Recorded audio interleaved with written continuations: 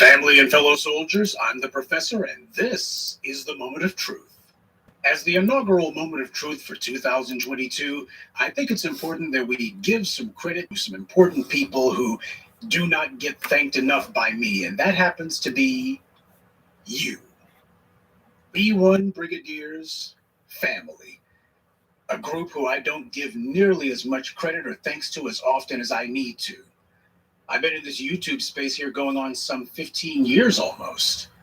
And when you look back on it, the progress that's been made, and this has been a long, hard journey, I didn't expect it to be any other way. But why did I even do this? Why did I start? Well, the reason that I started was I had this sneaking suspicion that the frustration that I felt with the things that I thought needed to be said, but I didn't really hear anybody saying, I figured I wasn't alone.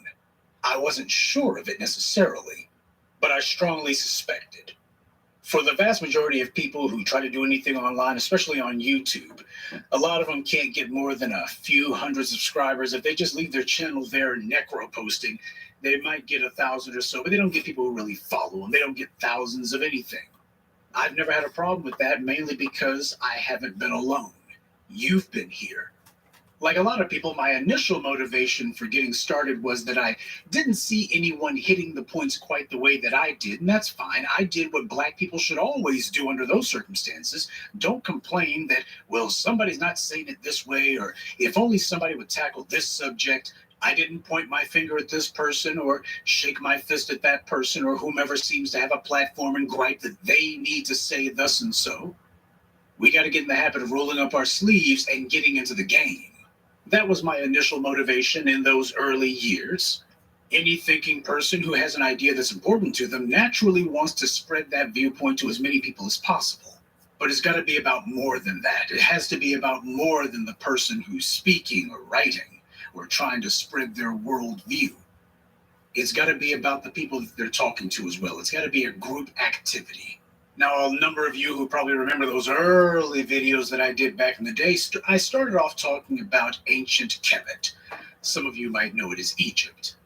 But that was never going to be the ending point. I did it because I thought that there was some interest among that could at least get people to look in the direction of what I was saying so that I could get them to stop talking about just the ancient past of Black people and start talking about current events. There's nothing wrong with an examination of our deep ancient past, but we have to be kind of careful about that because for a lot of people, doing that becomes psychological masturbation. You spend a lot of time romanticizing the past and talking about how great things were as a means of trying to escape how terrible the situation is now. We're just living in the past, and that's what a defeated people do. That's what someone does when they've resigned themselves to their fate. You want to know why it is that Greece never rose again? Because after the Greek empires fell, they just looked back at the past and said, well, we had it once. Why did Rome never rise again? Same reason. If you want to have a sure recipe for never ever going anywhere, just go ahead and live your life in the rearview mirror. We want to honor the past. We want to venerate the past. We want to remember the past. But we don't want to live in the past.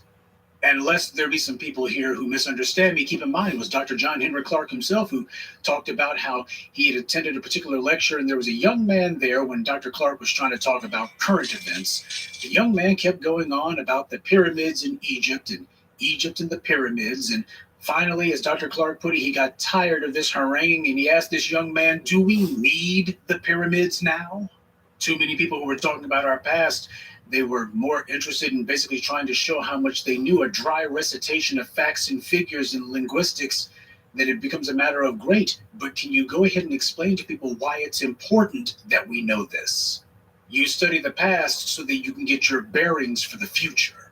I guess that's kind of a long-winded way of explaining to people why it is that you don't see me doing any more history videos and haven't done any for a long while. Not because I've lost interest, but just because of the fact that it's very easy for people to get derailed when you got folks who are trying to basically demonstrate who's the smartest person in the room. That's a very seductive game for some Black folks to try to play. And the hour is too late and the threat too great for us to allow games like that. When brothers like myself and TBA first started talking like this 15 years ago, a lot of folks They said, "Oh, what do you think you guys are? Some armchair revolutionaries? What are you talking about? This power, wealth, and influence thing? White supremacy, man. It's all about that Kundalini energy. It's all about aligning your chakras. It's all about getting your groove on and all." That's what passed for Black discourse 15 years ago. What we were saying was like an alien language. It was too erudite. It was far too highbrow. We were not doing what everybody else was doing. No shucking and jiving, no trying to figure out how to make people laugh. What we were talking about was meant for Black folks who are serious about what it is that they want, who see the situation, and who understand that we've got to get out of this juvenile mindset that we let the white media and their Black bootleg flunkies try to saddle us with. We knew that there was a contingent of Black people who were not at all being served, in fact, who were being actively betrayed by what at the time was trying to pawn itself off as being Black media. But there needed to be a critical mass of us out here saying this. One person alone could not do it. Though one or two people, if they were able to demonstrate that they could indeed attract a following and make some noise, do some things that were going to make people take notice, a couple of folks could get the ball rolling. And that's where you come in. For over a decade and a half now, you have been the force multiplier. You have been the ones who have been making sure that other people hear about it. You've been telling other people about what you've been hearing in places like this. Whatever impact or success that we've had with this message has been because of you. Without you, there wouldn't be any point in doing this. Because of that, I have no choice but to thank you. I'm proud to thank you. It is my privilege to be able to serve you. I don't see it as me being the boss of anything and you're listening to me and I'm dictating. No, I'm simply saying what it is that you want me to say. I am the messenger. Your hearts and your minds and the righteous indignation that you've been forced to bear, that's the message, and it's way past time that somebody articulated it. I remember those first early podcasts that me and TVA used to do back in the day. Be something to get 100 people who would show in for the live stream, but that was early, and those numbers soon began to rise. They were in the thousands by the time it was that I stopped doing the sporadic co-hosting that I was doing, and these days, look at TBA's broadcast, they're staying in the thousands. So what it means is the people who have been coming here, they're not leaving. It's not a flash in the pan. It's not a momentary thing. It ain't a fluke. It's not a fad. It's not going away. There's something to be said for persistence. Speaking of which, we got to make sure that as many Black folks out here who are on B1 as possible are helping to spread the word and helping to echo what's being said here. We've cultivated a culture of passive resistance, and that's not going to be enough for the fight ahead. The white supremacists practice active resistance. Hating Black people is the American pastime, and all these white supremacists want to get in on it. Attacking us is fun for them.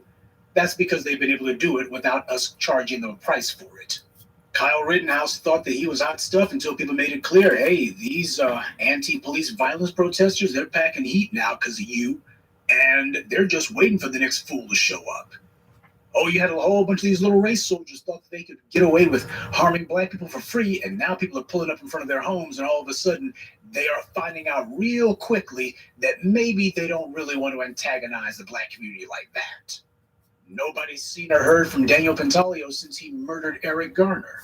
Same thing for Betty Shelby. The ones who don't get locked up, they go immediately into hiding. But what they're not doing is bragging about how they're rising through the ranks and they're getting promoted. No, they know that there better not be any more public sightings of them. They better go ahead and just play it real low key from now on. That's the result of staying on the enemy's back. It's been a long road, and I knew that when I started. And while I've had my moments of doubting how effective my efforts have been, I never once doubted that we were having some sort of impact. So the folks who've been talking all of that weird stuff, all of that pseudo-spiritual mumbo-jumbo, those and all the other people who were doing their shucking and jiving routines, they've fallen off. They've shriveled up and gone away. Couldn't get themselves a job at the local urban radio station, so that was pretty much the end of them. But we're still here. I had said all those years ago that we were going to take control of the social discourse within the Black community, and we were going to elevate the debate. Take control of the social discourse. What that means is aggregate a following. Get people out here to help spread the word and force multiply the message. Introduce a brand new vocabulary, one that was geared around Black empowerment, specifically power, wealth, and influence. No more of these vague terms. Speak in terms that make it clear exactly what it is that we want, exactly what it is that we require, and be uncompromising and unapologetic about it.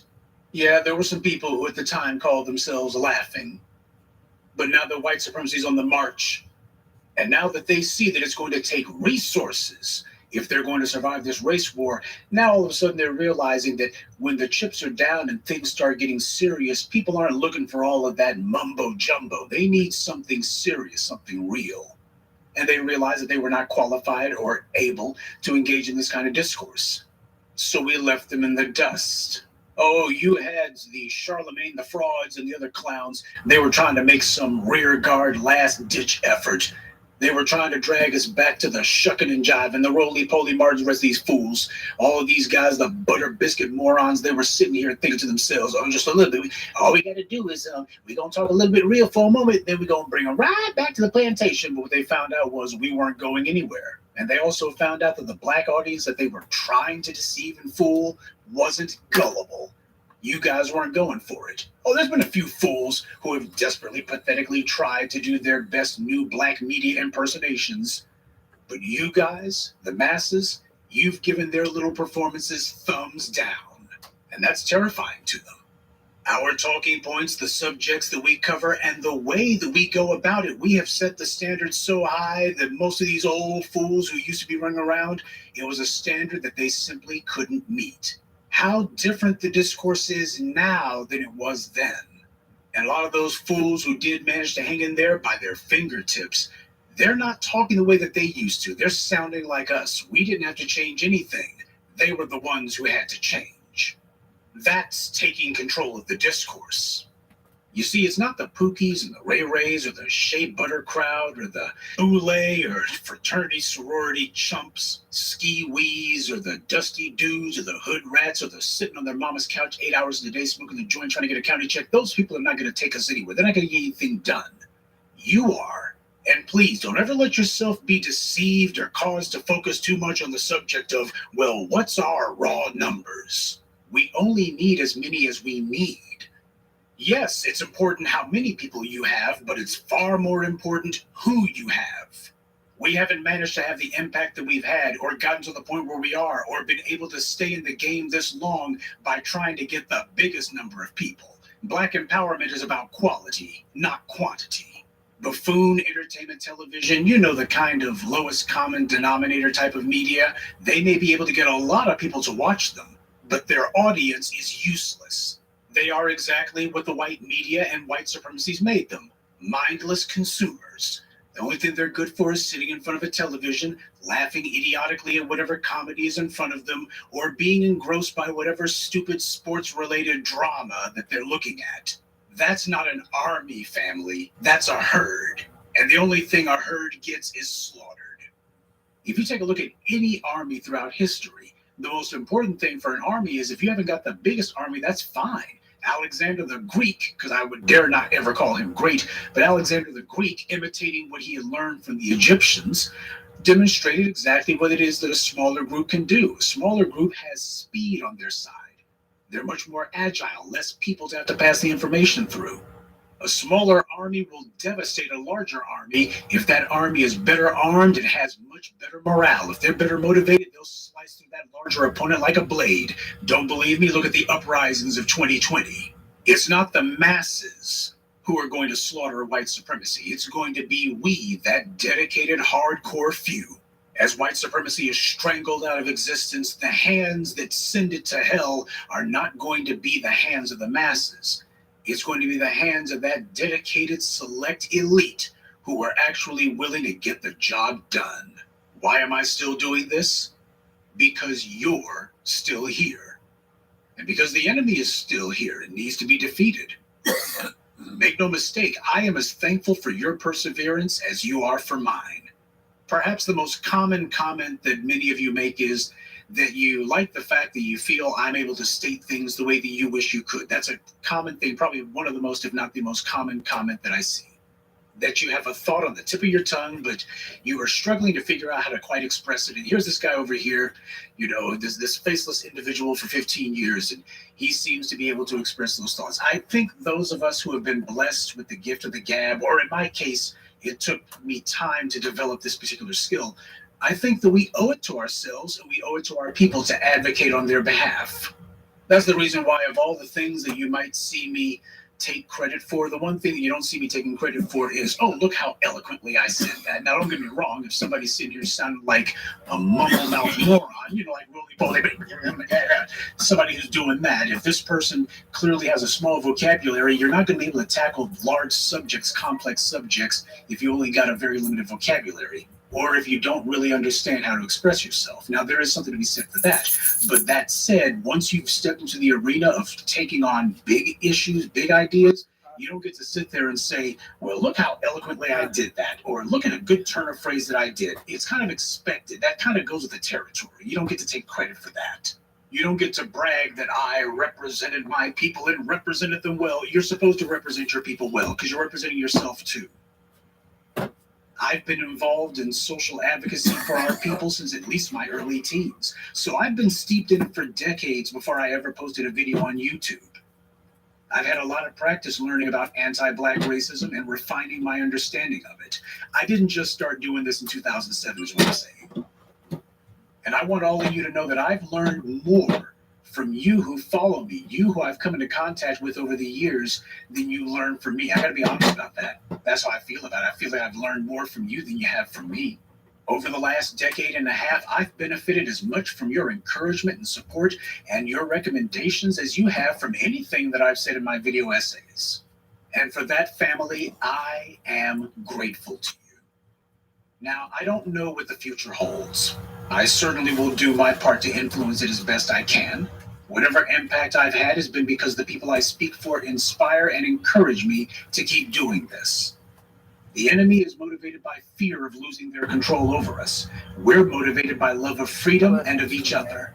And yes, the odds on the surface might seem to be against us, but you know what? I don't believe the ancestors brought us this far just to have us fail now.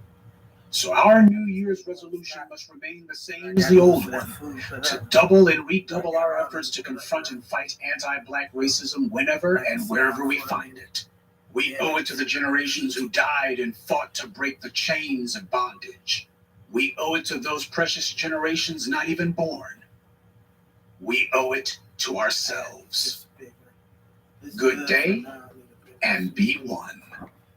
I'd like to take a moment to mention some of our contributors: Malcolm Hardin, Diane Brown, E-Juice Jones, KazX44, and Sonia Willisey. Salute to them and thank you to everyone for listening, liking, and sharing this message.